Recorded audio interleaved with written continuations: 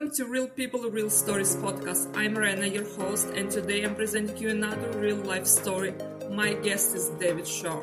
David's journey took an unexpected turn when he found himself running a small ice cream shop in Baltimore, thinking he was learning about recipes and equipment, but instead discovering something much deeper about people and the role work plays in their lives. That experience led him to explore the psychology of work, eventually guiding him into academia, research, and consulting, where he now helps organizations understand how meaning, belonging, and purpose shape the way we work. In this episode, we talk about David's life story, the moments that redirected his path, and how his experiences led him to focus on making work better for everyone. Hello, David. Hi, Rena. Thank you so much for having me. Thank you so much for joining, and thank you for willing to share your very interesting life story. Absolutely. So, let's start. David, can you take us back to the time when you took over that small ice cream shop? How did that opportunity came about, and what was going on in your life then? Yeah, so I was a serial entrepreneur. I was had a whole bunch of different businesses, but this opportunity showed up. There was a ice cream shop that we had frequented a bunch as customers, and we really loved it. It was a Cold Stone Creamery franchise, especially back then. At Cold Stone, you would tip them money and they would sing for tips with these goofy little songs. Sometimes you'd even get a dance. It was just a very fun, kind of awkward environment. And I love ice cream and I love awkwardness. So it just seemed like a good fit. And so this was my first real brick and mortar business. And so when I stepped into that role, I was really excited to be working in the restaurant industry, in the ice cream industry, and to learn all the recipes and the secrets and all of these things. And that's where I got my start with it. But over time, I realized now this specific location, this restaurant was right in the heart of Baltimore City. And Baltimore City has a bit of a reputation, and maybe more so back then. And not all of it is well earned, but some of it is that there are some really tough areas with crime and things like that in our city. And just by nature of the location of our ice cream shop, we ended up with all of these crew members who came from those rougher parts of the city. So they came with various backgrounds and a whole lot of incredibly tough life stories, and these are like teenagers, young adults who had lost a parent, lost siblings, the gang violence, had fathers locked up in prison, lots of really, really awful stories. But the kids and young adults that were working for me, they were the picture of resilience. These were not the kids that decided that they were going to stand on the corner and sell drugs. These were not the kids that decided that they can't make something of their lives because of all of their challenges. These are the ones that went out and sought out work, legitimate work. And over the years, I hope that they developed and learned from me, but I was shocked by how much they completely transformed my life and my philosophy and outlook on work generally. Wow. I'm curious to dig into this, but let's focus on you. You mentioned that before acquiring this ice cream shop, you had other businesses. How you come to this? I mean, you probably studied at the university, and what happened after that? You went right away into the business, started as an entrepreneur, or how it went? Yeah, so I started in school as a pre-veterinary major. I wanted to be a veterinarian and work with animals. And that was my original path in school. In fact, my very earliest real work experience that already sort of I started thinking about what work meant. I was working in a kennel, like in a veterinary office, but I was working in the kennel. And one day I was cleaning up in the kennel. There was me and my coworker. We were both working in the kennel, surrounded by these sick dogs, and we were pooper scooping. We were picking up like shit. Like that's what we were doing. And I remember at that time, I must have been like 18 years old or so. I looked over at my coworker as she was doing this, and I looked at her face and I looked at her generally, and I thought, wow, she's cleaning up shit. That's what she's doing. But for me, it wasn't that. For me, I was caring for these animals. I was on my path toward being a veterinarian one day, or so I thought, right? And so the very act of cleaning up animal waste was meaningful to me and impactful to me. And so I experienced it completely differently. So that was already, I started thinking about work and what it meant and what it could mean and things like that. That was my first memory really of work. So as I was pre-veterinary, I went on to college and was taking all these classes, and it was between you and me, Rena. It was kind of like a joint decision between me and every physics and organic chemistry professor that I ever had, that maybe I should stay away from the physical sciences. Way too much science and math. It just wasn't going to work out. So that's when I switched to business and became very, very entrepreneurial, opening up a lot of different businesses. And a couple of them were pretty successful. And so I ended up dropping out of college after being there for like 4 years. I'm like, I'm going to take a break and I'm going to go work on my businesses. And one business led to another, which led to another, which led to this franchise, this ice cream franchise. And then it wasn't until the experience that I think we'll get to about what really happened at that ice cream parlor where I decided I needed to learn as much as possible. It was actually my own ignorance, the fact that I wasn't a great student and I didn't follow all of the frameworks and the things that I was supposed to do in business. It was that I was a bad student that actually made me a really good entrepreneur, because I didn't know that I wasn't supposed to give a key to my restaurant to a 16-year-old girl from the inner city projects in Baltimore. So luckily, she was just as naive as I was and didn't know I wasn't supposed to trust her like that either. So she ended up rising to that level of trust. So in the beginning, it was a bunch of mistakes that ended up really working. It was my own naivete that worked for me. But when it became truly transformational for me, I decided that I needed to learn more. And that's when I went back to school. And for the next decade or so, I dedicated my life to learning how to make work meaningful and what's missing and why do people dread going to work in the morning. And I spent the rest of my life dedicated to that, and including, a good decade in school as a student again. I have a lot of follow-up questions. I'm now Sorry. Yeah, I'm now trying to understand with which to start. So, I have to comment this short story about the 16 years old girl that you gave her the keys of the whole shop with the 16. Yeah. With all the money. That is, but it shows that it is about give the people opportunities. So without knowing it, you gave her opportunity, so you showed that you believe in her, and this obviously influenced her in better way, that she felt that the owner of the shop trust me, so I need to show up. Yeah. There's a theory about this. There's a theory about, it's called the Pygmalion effect. That basically there's a number of studies that suggest that teachers, when they're told that their class, that they're being given a class that's gifted and talented.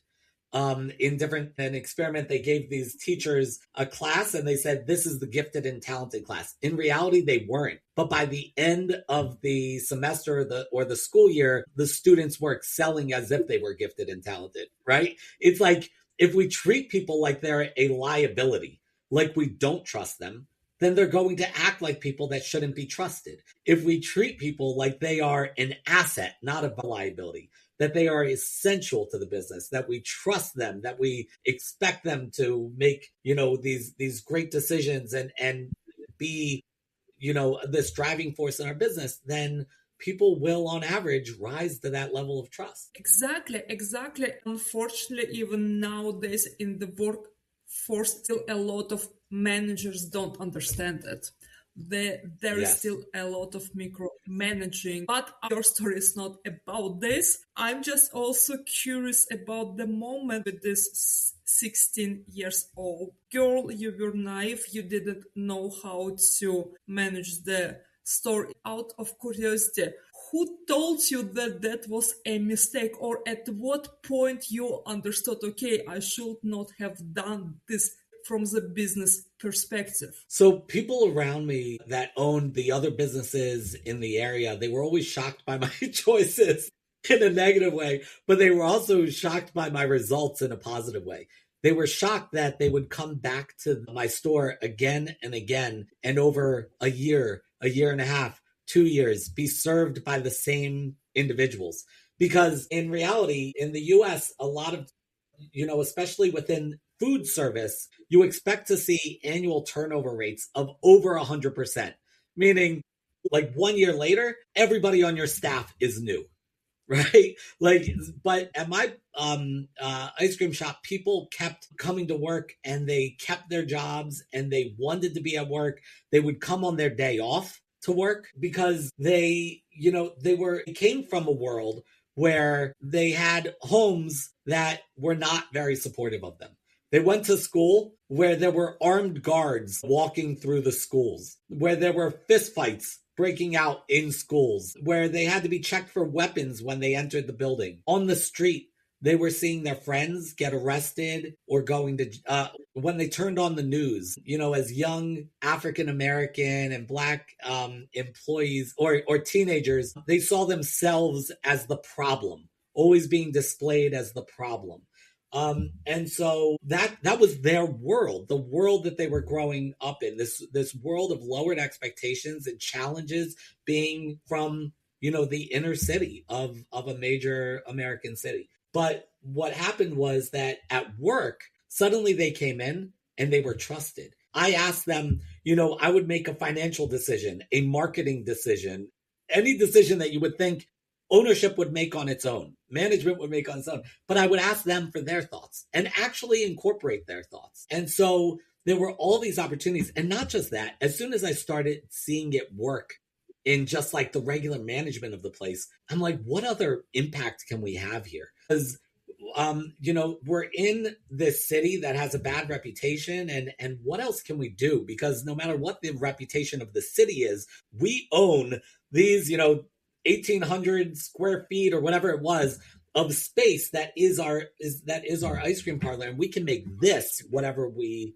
want out of it. So we started partnering with local charities. We went to a local charity that works with people experiencing homelessness, and we started helping them, giving out food. We started in therapeutic art classes with people experiencing homelessness. So I had my teenage crew and these homeless people working together doing art projects and things. We worked with these organizations, these nonprofits that work with people with developmental disabilities, and we would have an annual dance party where they would bring 100 plus members of their nonprofit, and we would bring our entire crew and a DJ. They would bring a DJ, we would bring the ice cream, and we would dance for hours. We started doing these things. And what this did was it really built the confidence in my crew members that they had something to contribute, that they were making a difference.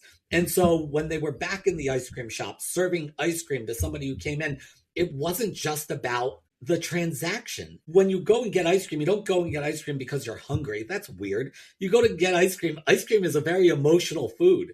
You're celebrating, or we'd have people that were having a bad day and they'd come in for an ice cream to give them a lift, and so my crew members took that on. They understood that every interaction that they had was significant. Right. So I think we're going towards my next question. What did running that ice cream shop teach you about people that you hadn't understood before? Yeah. So all this was happening, and the businesses around me, they were coming to me and asking me, how are you doing this? How come you have such great crew members? How come they're still there? All that stuff. But the transformational moment, and it's like that old quote that is the two most important days of your life are the day that you're born and the day you find out why. Have you heard that quote? Yes, I have, yes. Yeah, so I often, to the dismay of my wife, who thinks that the second day should be our marriage or when our first child was born, I say that in some ways the second day was the day when a crew member of mine came in to work and she was looking really upset. And she was usually so happy and would put on a whole show for the customers, and she was great. But this day she was not looking like herself. So I called her in the back and I said, "Hey, what's going on?" You look down, and she started. I looked at her and I saw that tears were literally dripping from her eyes. And I'm like, "What's happening?" And she explained to me. Now this individual was about 17 years old or so, and she had a boyfriend that was in a local gang, and like a local violent gang. And that morning, she explained to me, they were informed that he had been found having been shot multiple times and left for dead. Somebody came across him and found him, and they flew him by helicopter, by medevac, to the local trauma hospital, but things didn't look good. It wasn't likely that he was going to live. And I'm hearing this, and my immediate reaction is, "Whoa, get out of here. Like, why are you at work then?" Like, if I got that traumatic news, I wouldn't show up at work. What are you doing here? And so I told her, "Please go home, or go be with your family, go be with your friends, go be with his family, go to the mall, like go do something to where you can, think about this or get your mind off it or something that you could take care of yourself." And she cut me off and she said, "No, I need to be here." And I said, "No, listen, I know money's tight. I will pay you for the day and personally cover for you. Please just go." And she cut me off again and she said, "No." She said, "No, I need to be here. I can only be here. This is my happy place." It became so crystal clear to me. This was her refuge. This was the place in her entire existence, her entire life, where she felt safe, where she felt psychologically safe, where she felt cared for, where she felt that she had impact, where she felt like this is the place that she needs to be when the world outside is chaotic. And that's what set off in me this journey toward learning as much as I could about why my crew members were able to find meaning in something as seemingly trivial as scooping ice cream. But my friends who were doctors and lawyers and nurses and teachers and HR professionals, people doing objectively meaningful work, why did they dread going to work on Monday morning? There was a disconnect here. And I felt that it was my responsibility to get to the core of that and to do whatever I could, because I was able to help these select 20 to 30 teenagers and young adults who had worked for me. But what if I could increase that impact by helping managers and leaders from across industries so that they can reevaluate what they're doing at work? Being a leader, it occurred to me at that time, it was very similar to when my first child was born. As soon as he came out of the womb, there was this joy and this promise, and also this incredible weight fell on my shoulders, right? Like, I felt the weight of the world on my shoulders as soon as I became a father. Well, when this happened with my crew member, it was a similar feeling. It was simultaneously, wow, how did I accidentally co-create this world where this is the one place that she feels that there's meaning and this is her quote unquote happy place? But also the weight of my shoulders, that as a leader, even as a manager at an ice cream parlor, that you have the opportunity, you have the responsibility, the stress that you could make or break somebody. You could create their happy place, or you could create the chaos and uncertainty and psychological unsafety in their life. And that's a lot of responsibility. This is a very profound story. And as far as I understood, this young girl, she inspired you to go and study and pursue your PhD, right? Yes. Yeah, well, you did influence her world, but she also influenced your future path, work path. Yeah, and that was incredibly powerful, because as much as I was able to influence them, they influenced me probably a lot more. They set my path, my life path going forward from there in a very different direction than I had ever imagined. So, when you joined the PhD program, did you still run this ice cream shop, or you left and focused solely on PhD research? Yeah, so I started being invited to speak to other business owners and leaders and HR managers and train them and consult for businesses that were unable to engage their employees or they couldn't keep employees. And so I started doing a lot of that work on the side. And I did that as along with going back to school and continuing my studies. I found industrial organizational psychology, which is this field that tries to answer these exact types of questions. You know, why were my ice cream scoopers basically able to find meaning in their work, and why is there so much disengagement in across all of these other professions and even other ice cream shops, but more seriously, when you have people that are doing objectively meaningful work and unable to be engaged in it.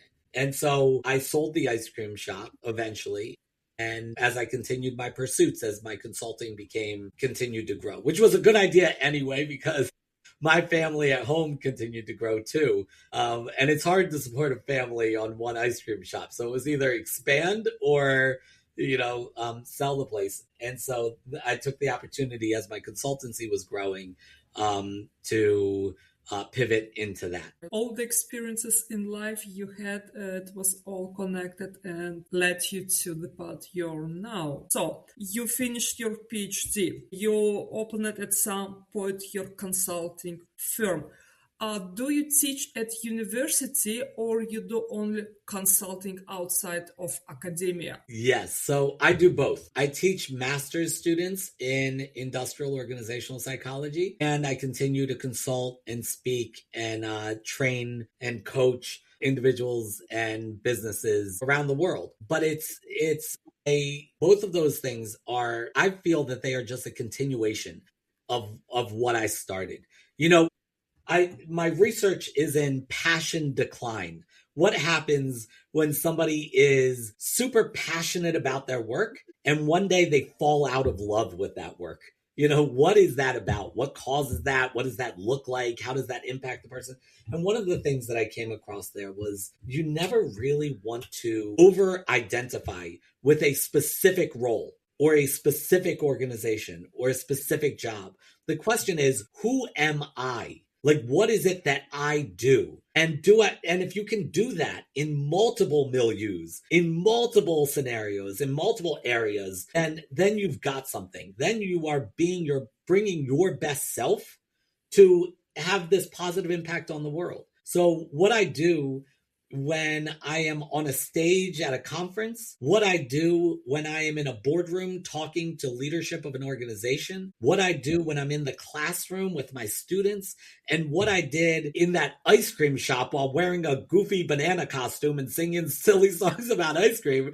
At its core, it is all the same work. It's the work of believing in people, translating so that they understand how meaningful what they do is, so that managers can understand employees and employees can understand management and everybody can understand the customer or the client, and impacting what happens at work. And work is such an interesting place because, especially today, where everybody can get in their silos. We get on social media accounts and we're all in our very own social media accounts, right? Like, our social media accounts tell us what we want to hear. And so we become more and more separated. And we look at politics and we look at society in general, and we see people becoming more and more split and more conflict. And more we move toward people that look like us and sound like us and think like us, instead of trying to empathize and understand each other and create a better world in that way. But one place brings us all together, and that's the workplace. That's the place where we have this opportunity to work in these diverse organizations where everybody brings their own superpowers that complement each other. And we are able to have an impact on the world in some positive way that magnifies anything that we could do on our own. And so at the ice cream parlor, I did that in that ice cream parlor. As a consultant, I do that in I've been blessed to do it in so many different organizations, to touch those organizations, give them the tools, give them the knowledge, give them the skills, and set them on their way. And it's been a blessing to see that come to fruition and the businesses that have been transformed by working with me, by working together with me. Not that I come in with all the answers, but we collaborate. And then in the classroom, to see these classes of 20 to 30 students come through, and I teach multiple courses and I see them through, and then they come back and check in as alumni, and they go out there and they start working with organizations and having that impact again and again and again. It's magnifying things. It's, when this is all said and done and I'm laying in my casket, I hope that I will have had not just an impact on one little corner, although that would be great, but that somehow I had lit a spark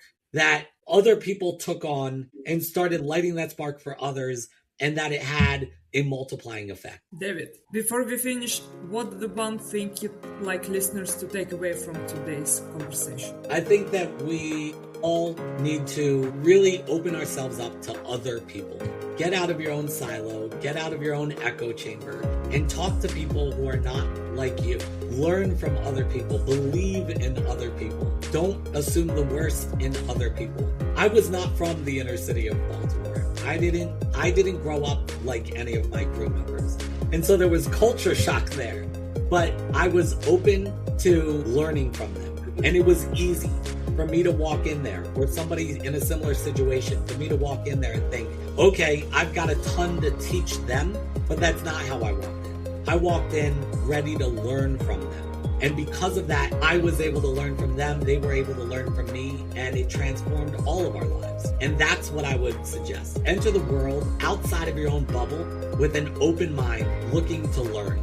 Not to preach, not to teach, but to learn. Thank you, David. On this profound note, we are ending the episode. Thanks for listening to Real People, Real Stories podcast. Join us next time for another inspiring story.